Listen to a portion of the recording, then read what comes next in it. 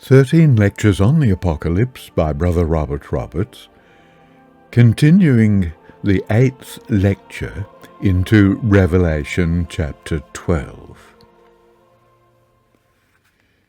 Meanwhile, we have to consider the event of verse 6. The woman fled into the wilderness, where she hath a place prepared of God, that they should feed her there 1,260 days. This seems a strange sequel to the events of the early part of the chapter. It is, however, in harmony with the course of affairs as they developed themselves after Constantine's elevation in Rome.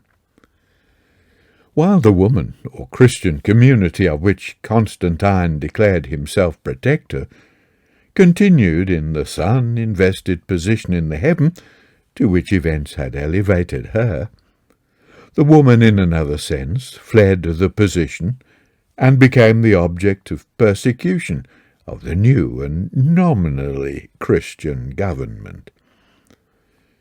To see this clearly, it is necessary to realize that the community developed by the labors of the apostles contained two elements: the real and the unreal, the actual and the nominal.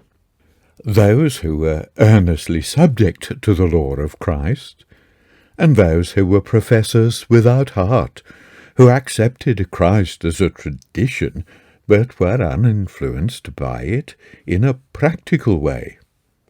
The latter were in the majority. It was by their means that the political revolution in favour of Christianity was brought about.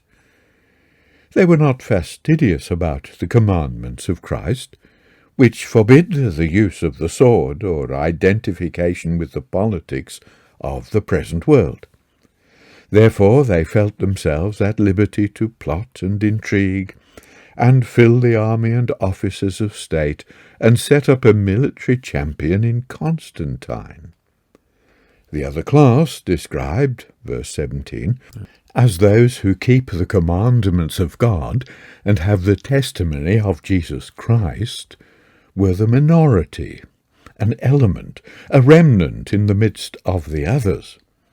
Broadly viewed, they were both one community, and therefore in relation to the pagan dragon one woman.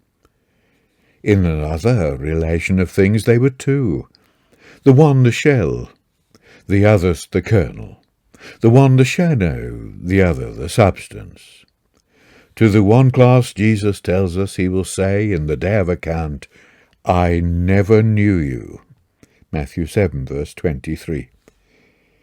To the other he will unite himself in glorious marriage, as a bridegroom to a bride. In the ultimate aspect of things, the latter class only are the woman, the bride, the Lamb's wife. And although, in relation to the aspects of human history, the nominal are part of the woman as well as the true, yet in even the current recognitions of Christ, the true only are the woman. The false are finally symbolized in the Apocalypse as a shameless prostitute. It is in view of these distinctions that we are enabled to understand how it came to pass that after the woman had been invested with the sun of imperial favour, the woman should fly into the wilderness. As a matter of fact, ecclesiastically considered, the woman remained in the region of sunshine. The Christian party continued in the position to which Constantine's success elevated her. But shortly after its elevation there was a schism which resulted in the separation of the community into two parts, one of which fled from the presence of imperial favour and became the object of the persecution of the other.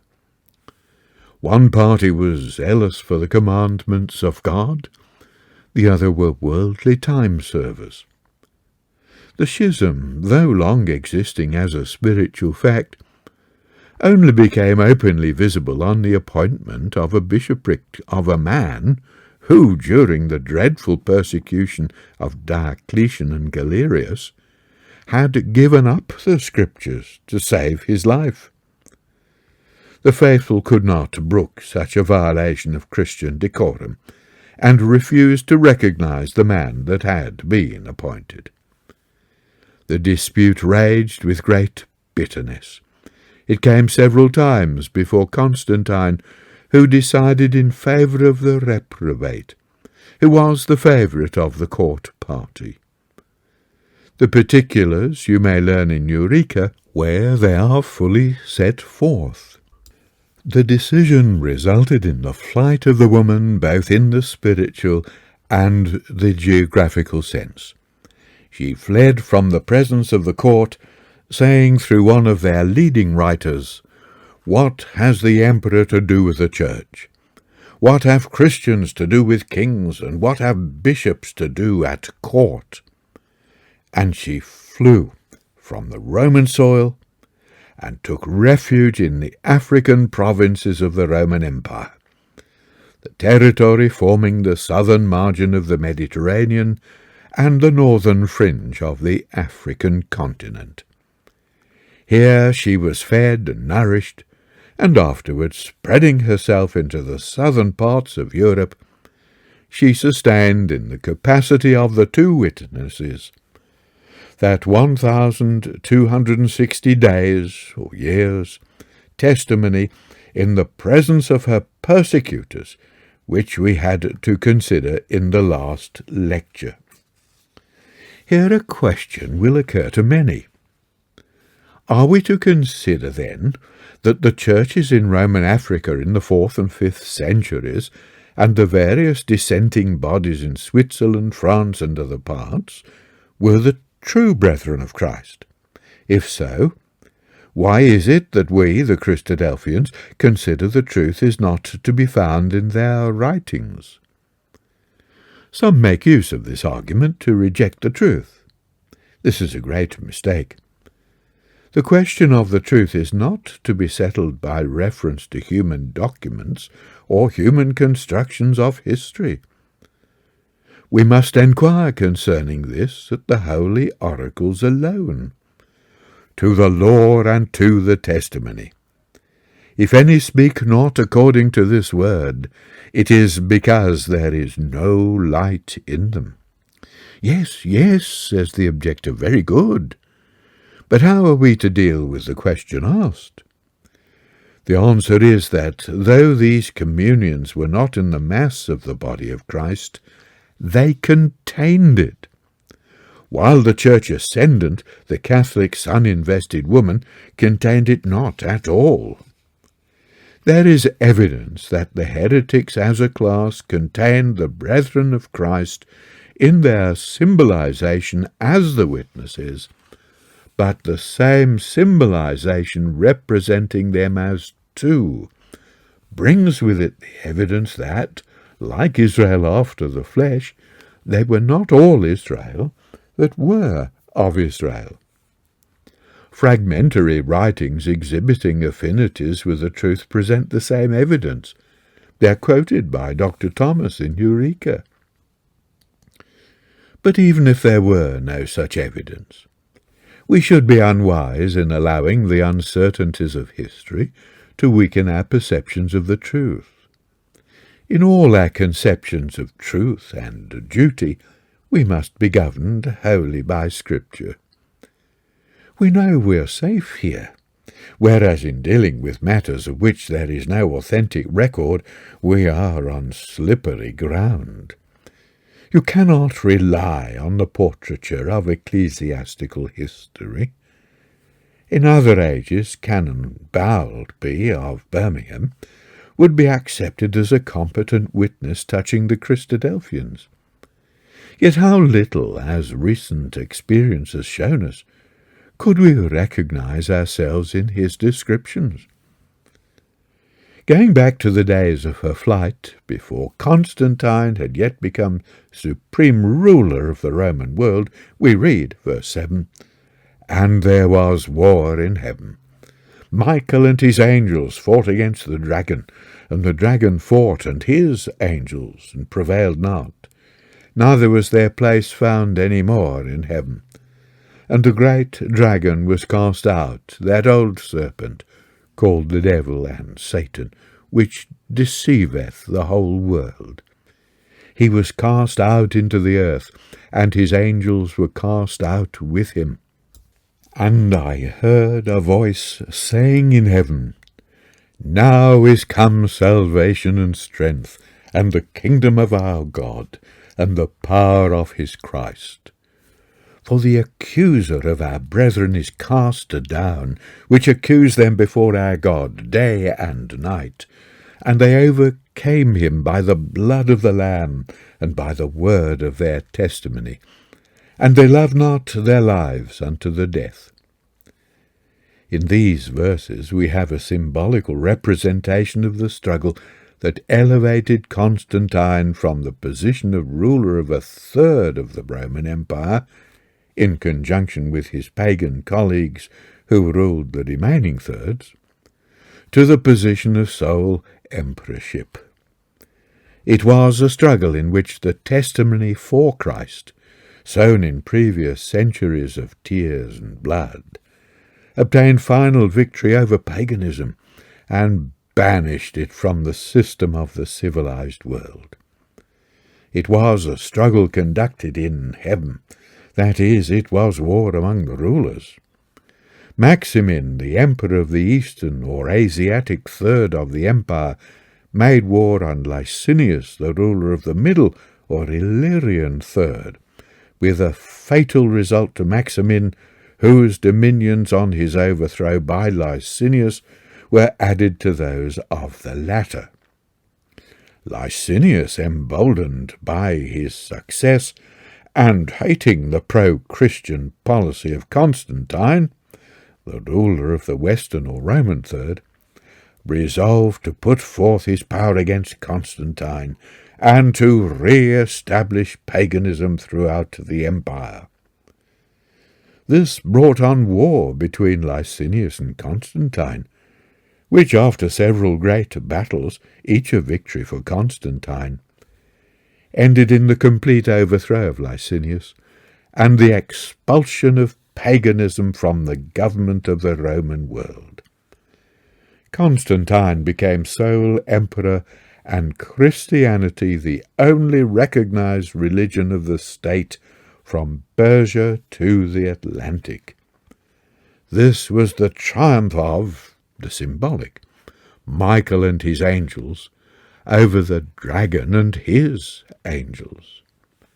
Michael, meaning who like God, was the symbolic name of Constantine as the instrument by which God cast the idols from the throne of the world and substituted thereon, in a preliminary way, the name of his Son.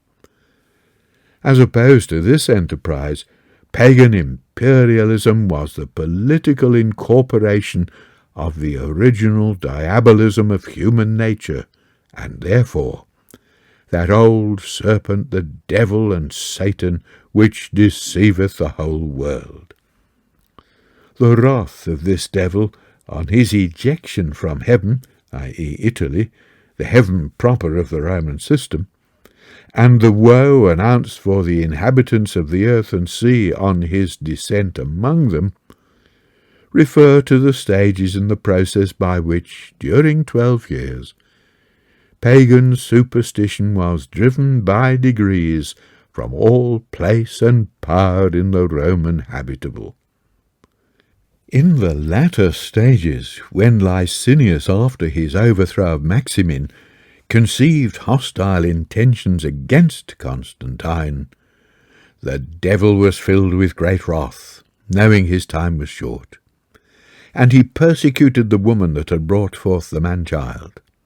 That is, he promoted oppressive laws against the Christian community in his dominions.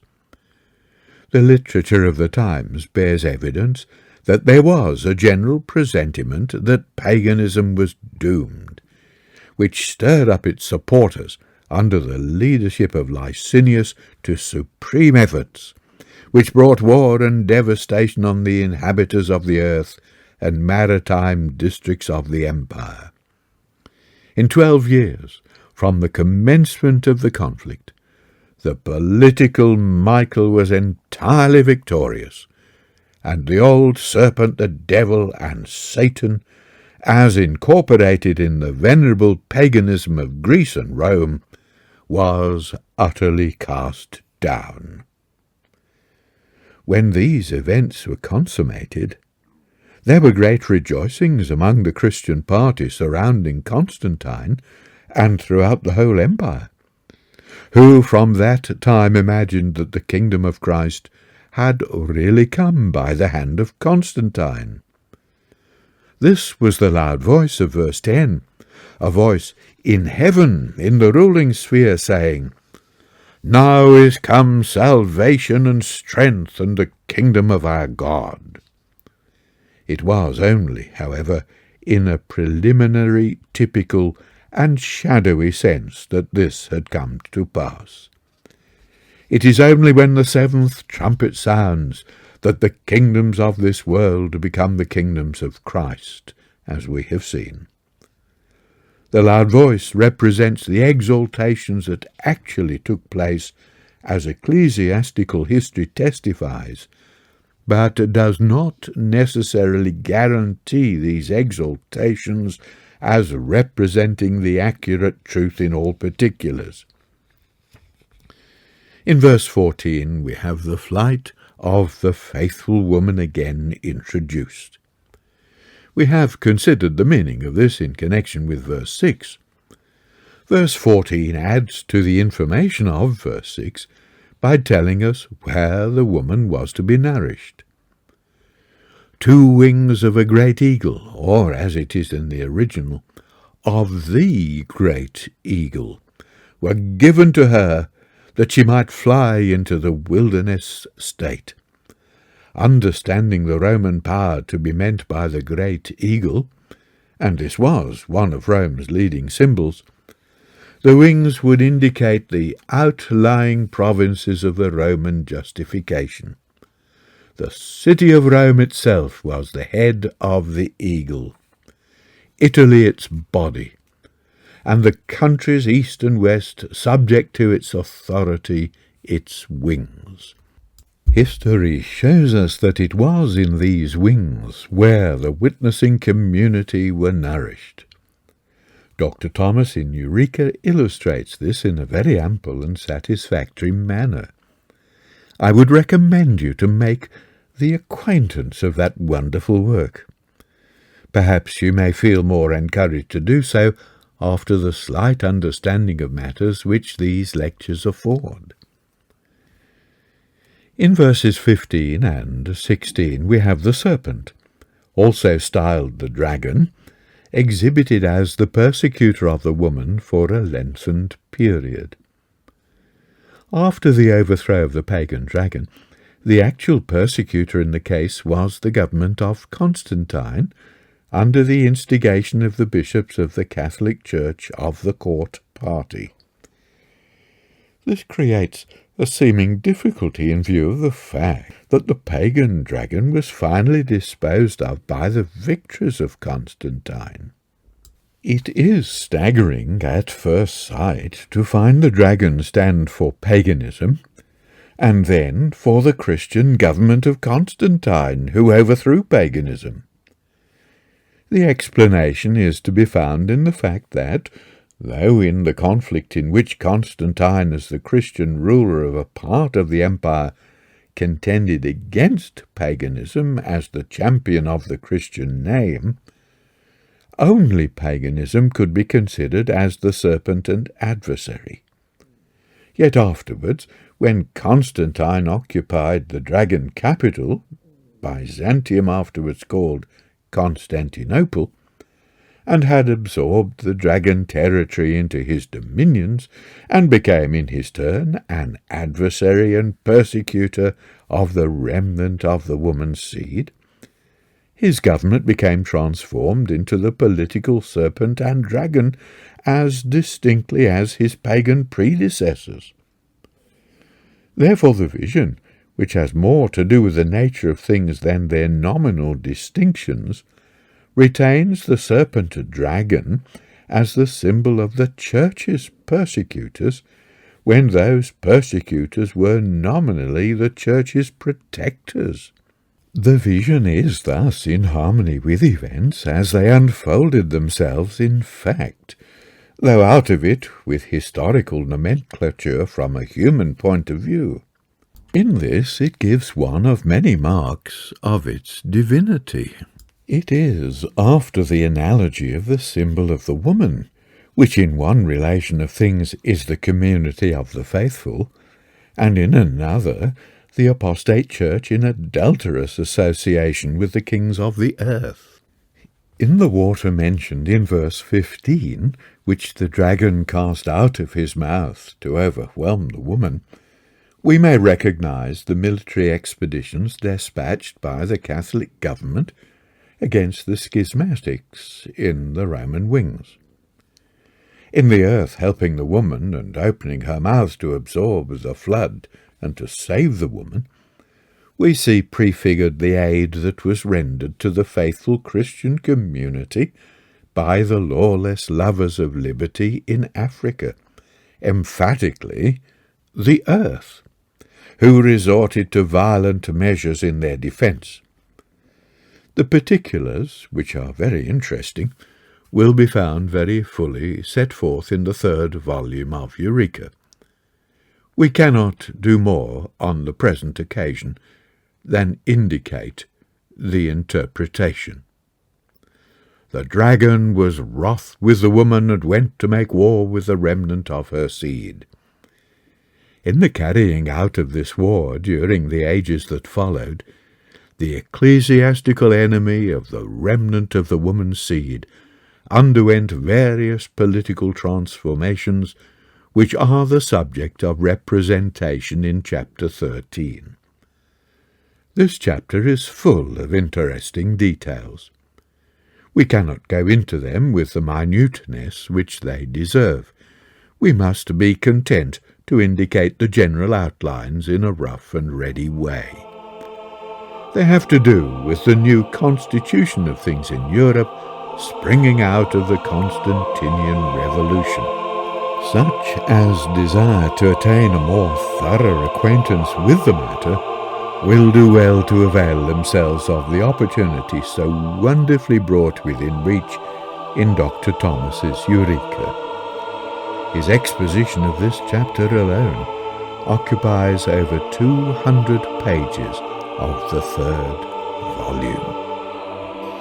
And if I may, as one who has gone through Eureka several times, these pages are well worth the trouble of reading.